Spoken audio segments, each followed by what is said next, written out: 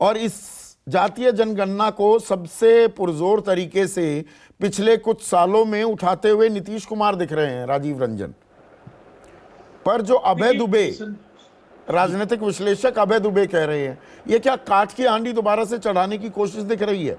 निकलना जाना कुछ नहीं है इसमें।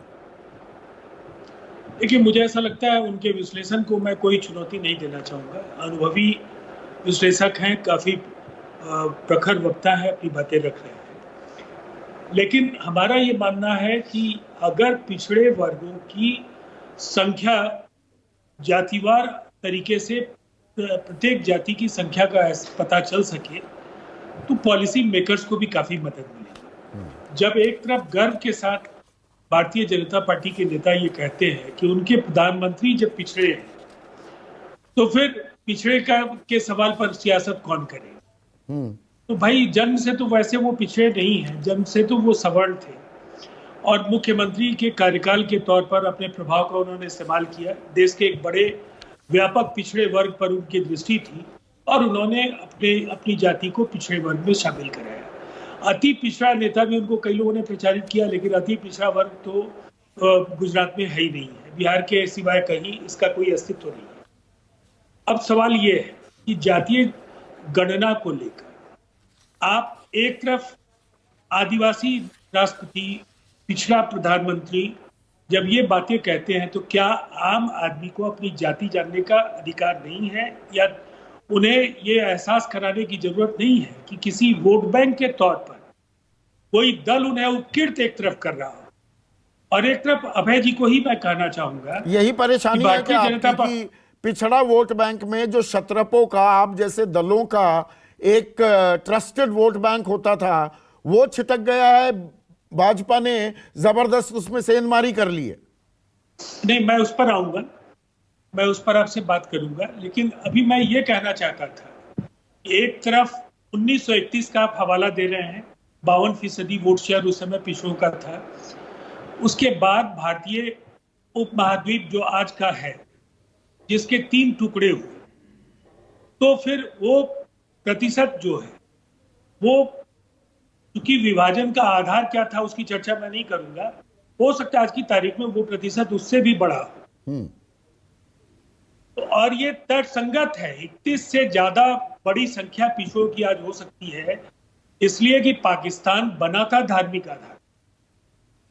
अब सवाल ये है कि आप एक तरफ ओबीसीकरण के नाम पर आपको ऐसा लगता है कि पिछड़ों को आप ये भरोसा दे रहे हैं कि आपको सम्मान मिल रहा है, लेकिन सम्मान मिलना और अधिकार पूर्वक कोई वर्ग ये कहे कि इस देश में हमारी इतनी बड़ी हिस्सेदारी है, तो चाहे देश के साधन हो, देश की संपदा हो, देश के विकास में, राजनीतिक व्यवस्था में, न्यायपालिका में, सभी क्षेत्रों में उनकी भूमिका उसी अनुपात में निर्धारित हो, तो शायद ये प्रयोग बिहार से इसका जन्म हो गया।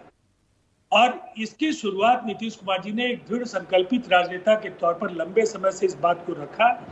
केंद्र सरकार की उपेक्षापूर्ण व्यवहार के बाद उन्होंने बिहार सरकार के इसमें राजनीतिक खेल क्या ये भी है, राजीव रंजन।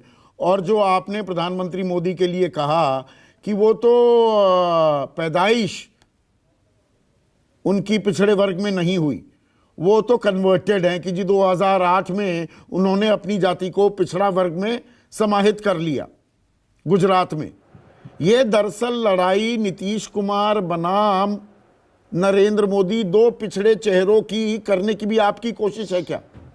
इसलिए इतना पुरजोर तरीके से आप ये मुद्दा उठाते आ रहे हैं, अब कांग्रेस को भी वो मुद्दा उठाना पड़ा है। देखिए, मैं तो बस इतना कहना चाहता हूं कि आपके अंदर वो दर्द नहीं हो सकता है। हर व्यक्ति विश्वनाथ प्रताप सिंह नहीं हो सकता है। यह हमारी धारा को ही ये फक्र है, ये गर्व हमें होता है कि सामाजिक न्याय के लिए कोई सवर्ण नेता अगर सामने आया जिसने विषमता को दूर करने के लिए एक ऐतिहासिक पहल, और आज नीतीश कुमार जी ने केंद्र सरकार के अनमनेपन, उनके दोहरे मानदंडों के बावजूद, जबकि लगातार भारतीय जनता पार्टी कई अवसरों पर जातीय गणना के पक्ष में बोलती रही, लेकिन जब फैसले का वक्त आया तो वो मुकर गए। पर लेकिन जो बिहार ने इसे प्रतिनिधित्व आगे- दे रहे हैं राजीव रंजन, अब बीजेपी ने अपना प्रदेश अध्यक्ष सम्राट चौधरी को बना दिया है जो पिछड़े वर्ग से आते हैं। तो जहां आप हमला करते हैं वहां पहले से ही गांठ तैयार रखती है क्या बीजेपी? देखिए, मुझे लगता है इसे आप अपने नजरिए से वोटों की सियासत देख सकते हैं, क्योंकि राजनीतिक फैसलों को परखने का अधिकार आपको है।